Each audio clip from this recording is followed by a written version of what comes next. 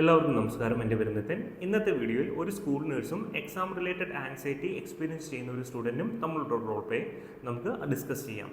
Role play card സ്ക്രീനിൽ display ചെയ്യുന്നതായിരിക്കും. നിങ്ങൾ വീഡിയോ ഒന്ന് പോസ് ചെയ്തതിന് ശേഷം കാർഡ് നല്ലപോലെ വായിച്ച് മനസ്സിലാക്കുക.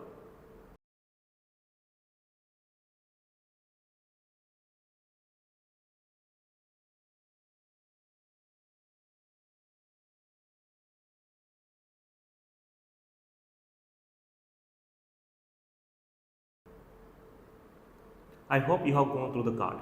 നമുക്ക് ഡിസ്ക്രിപ്ഷൻ വായിക്കുമ്പോൾ മനസ്സിലാവും ഈ കുട്ടിയുടെ പേര് നമുക്ക് തന്നിട്ടുണ്ട്. ആര്യൻ എന്നാണ്. നമ്മൾ കുട്ടീനെ കാണാൻ പോവുകയാണ് എന്നും പറയുന്നുണ്ട്. That means this is a no case. നമുക്ക് കുട്ടിയുടെ ഡീറ്റെയിൽസ് എല്ലാം ഓൾറെഡി അറിയാം. പക്ഷേ ഇവിടെ കുട്ടിക്ക് നമ്മളെ അറിയത്തില്ല. അതുകൊണ്ട് തന്നെ ഇവിടുത്തെ ഫസ്റ്റ് ടാസ്ക്, അതായത് ഇൻട്രൊഡക്ഷൻ പാർട്ട് വരുന്നത് നമ്മളെ തന്നെ ഇൻട്രൊഡ്യൂസ് ചെയ്തുകൊണ്ട് പറയുന്നത് വളരെ ഇമ്പോർട്ടൻ്റ് ആണ്. So you can start the role play like, good morning Aryan, I am Nithin, I am a visiting school nurse. I have come here to know how you are coping with the exam related anxiety that you have been experienced lately. So, how are you feeling today? So ഈ രീതിയിൽ നമുക്ക് start ചെയ്യാവുന്നതാണ്. ഇങ്ങനെ നമുക്കൊരു confirmation പറയാം. അതായത് ഈ ഒരു പ്രശ്നത്തിന് വേണ്ടിയാണ്, അതായത് എക്സാം റിലേറ്റഡ് ആൻസൈറ്റി എക്സ്പീരിയൻസ് ചെയ്യുകയായിരുന്നു എന്ന് ഞാൻ അറിഞ്ഞിരുന്നു. സോ അത് എങ്ങനെയാണ് നിങ്ങൾ മാനേജ് ചെയ്യുന്നത് എന്നറിയാൻ വേണ്ടിയാണ് ഞാനിവിടെ വന്നിരിക്കുന്നതെന്ന് നമുക്ക് പറയാം. അപ്പോൾ ഇങ്ങനെ പറയുമ്പോൾ കുട്ടിയുടെ വിഷയം പറയുന്നതായിരിക്കും. അതായത് വളരെ സ്ട്രെസ്സിലൂടെയാണ് കടന്നു പോകുന്നത്, വളരെയധികം ടെൻഷൻ അനുഭവിക്കുന്നുണ്ട്, വളരെയധികം മാനസികമായിട്ട് ബുദ്ധിമുട്ടുണ്ടാക്കുന്നുണ്ട് എന്നൊക്കെ പറയുന്നതായിരിക്കും. അപ്പോൾ അതുകൊണ്ട് തന്നെ നമ്മുടെ നെക്സ്റ്റ് സ്റ്റേജ് എന്തായിരിക്കും? അഷുറൻസ് ആയിരിക്കണം. അതായത് കുഴപ്പമില്ല, ഇത് നോർമൽ ആയിട്ടുള്ള കാര്യമാണ്. എക്സാം ടൈമിൽ ഒട്ടുമിക്ക എല്ലാ സ്റ്റുഡൻസും ഈ ഒരു പ്രശ്നത്തിലൂടെ കടന്നു പോകാറുള്ളതാണ്. ഞാൻ നിങ്ങളെ ഹെൽപ്പ് ചെയ്യാനാണ് വന്നിരിക്കുന്നത്, നമുക്ക് ഇത് മാനേജ് ചെയ്യാൻ പറ്റുന്നുള്ളൂ എന്നൊക്കെ പറഞ്ഞിട്ട് ഒരു റിയാക്ഷൻസ് കൊടുക്കുകയാണ് ചെയ്യേണ്ടത്. എങ്ങനെയാണ് നമുക്കൊരു എക്സാമ്പിൾ നോക്കാം. I'm sorry to hear that, Aryan. It sounds like you are under a great pressure.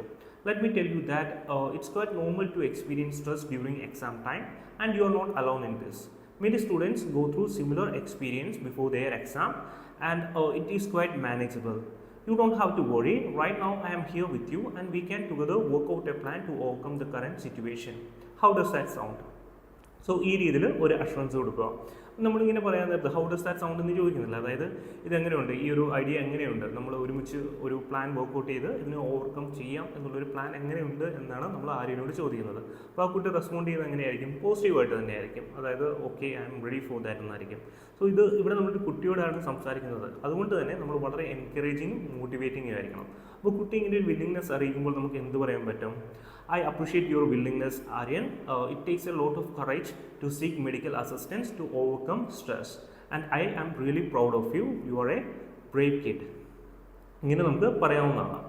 Okay, അപ്പോൾ അതൊരു മോട്ടിവേഷൻ ഫാക്ടർ ആയിരിക്കും ഒരു കുട്ടിക്ക്. 10ാം ക്ലാസ്സിൽ പഠിക്കുന്ന ഒരു 15 വയസ്സുള്ള കുട്ടിയാണ്. സോ മൈനർ എന്നുള്ള രീതിയിൽ തന്നെ നമുക്ക് ട്രീറ്റ് ചെയ്ത് ഈ ഒരു കോൺവെർസേഷൻ മുമ്പോട്ട് കൊണ്ടുപോകുന്നതാണ്.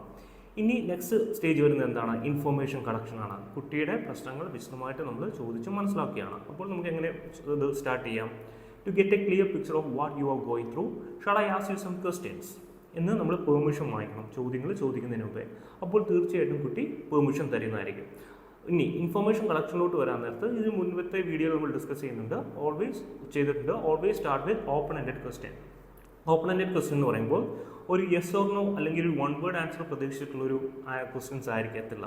ഇവിടെ നമ്മൾ കുട്ടിയോട് മാക്സിമം സംസാരിക്കാൻ പറ്റുന്ന രീതിയിൽ, ആളുടെ ഇഷ്യൂ എന്താണെന്ന് പറയാൻ പറ്റുന്ന രീതിയിലുള്ള ചോദ്യങ്ങളായിരിക്കും നമ്മൾ ചോദിക്കുന്നത്. For example, can you tell me something about your study habits and daily routine. So ഇങ്ങനെ നമ്മൾ ചോദിക്കുമ്പോൾ കുട്ടിക്ക് ഒരു സ്പേസ് കൊടുക്കുവാണ് ആളുടെ കാര്യങ്ങൾ പറയാനുള്ളത്, ആളുടെ സ്റ്റഡി ഹാബിറ്റ്സും ഡെയിലി റുട്ടീൻസും പറയാനുള്ളത്. സോ അപ്പോൾ ആ ഒരു കുട്ടി ഈ ആളുടെ സ്റ്റഡി ഹാബിറ്റ്സിനെ പറ്റി പറയുന്നതായിരിക്കും. You can also ask one more open-ended question. എന്താണ്? How do you usually prepare for examination? ഇതും open-ended question ആണ്. Now you can slowly move to closed-ended questions. How many hours do you prepare for exams in a day? Can you tell me about your sleep pattern? How many hours of quality sleep do you get? Do you experience any physical symptoms because of the stress, such as headache, stomachache, and so on? Is there anything in particular that tends to distract from your studies? How are you emotionally while you prepare for the examination? Do you experience anxiousness, nervousness, fear, and so on? Thank you for answering my questions, Aryan. From your answers, I have understood that you are not able to follow a consistent study pattern these days, and your quality of sleep is affected, right? You are only getting 5 to 6 hours of sleep, isn't it? And you also told me that you experience symptoms such as stomachache and headache while preparing for the examination, which further irritates you and make you more anxious, right? Is there anything else that you would like to add to these details? So ഇങ്ങനെ ചോദിക്കാൻ നേരത്ത് ആദ്യം നമ്മൾ വീണ്ടും ഒരു space കൊടുക്കുകയാണ്. നമ്മൾ ഈ പറഞ്ഞ കാര്യങ്ങളോട് എന്തെങ്കിലും, അല്ലെങ്കിൽ കുട്ടി നേരത്തെ പറഞ്ഞ കാര്യങ്ങളോട് എന്തെങ്കിലും കൂട്ടിച്ചേർക്കാനുണ്ടോ എന്ന് നമ്മൾ ചോദിക്കുകയാണ്. അപ്പോൾ ഈ രീതിയിൽ നമുക്ക് ഇൻഫർമേഷൻ കളക്ഷൻ കംപ്ലീറ്റ് ചെയ്യാവുന്നതാണ്. ഒന്നുകൂടെ പറയാം, ആദ്യം പെർമിഷൻ ചോദിക്കുക, ഓപ്പൺ എൻഡഡ് ക്വസ്റ്റ്യനിലൂടെ സ്റ്റാർട്ട് ചെയ്യുക, പതുക്കെ ക്ലോസ്ഡ് എൻഡഡ് ക്വസ്റ്റ്യനിലോട്ട് പോവുക. പിന്നീട് നമ്മൾ ചെയ്യേണ്ടത് ആൾ പറഞ്ഞ ആൻസേഴ്സ് എല്ലാം ഒന്നും കൂടെ സമ്മറൈസ് ചെയ്ത് ആളോട് തിരിച്ച് പറയുക. എന്നിട്ട് ഈ പറഞ്ഞ കാര്യങ്ങളിലോട്ട് എന്തെങ്കിലും കൂട്ടിച്ചേർക്കാനുണ്ടോ എന്നും ചോദിക്കുക. So that's how we do information collection. Okay, ഇനി നമുക്ക് നെക്സ്റ്റ് ടാസ്കിലോട്ട് പോകാം. നെക്സ്റ്റ് ടാസ്ക് എന്താണ്? ആളോട് റിലാക്സേഷൻ ടെക്നിക്സിനെ കുറിച്ച് പറയുകയാണ് ചെയ്യേണ്ടത്. അതിനു മുമ്പേ നമുക്ക് ആളോട് സ്ട്രെസ് മാനേജ് ചെയ്യേണ്ട ഇമ്പോർട്ടൻസിനെ കുറിച്ച് പറയാം. Aryan, it is very important to manage your stress because stress can take a toll on our mind and body, and that can lead to serious situation.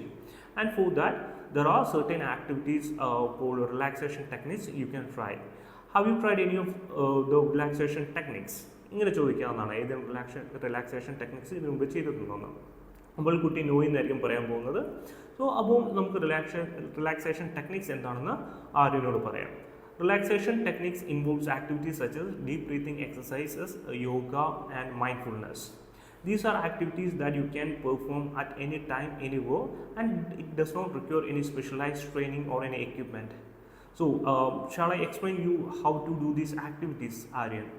ഇങ്ങനെ നമുക്ക് ചോദിക്കാം. അപ്പോൾ all of course yes please tell me എന്നായിരിക്കും പറയാൻ പോകുന്നത്.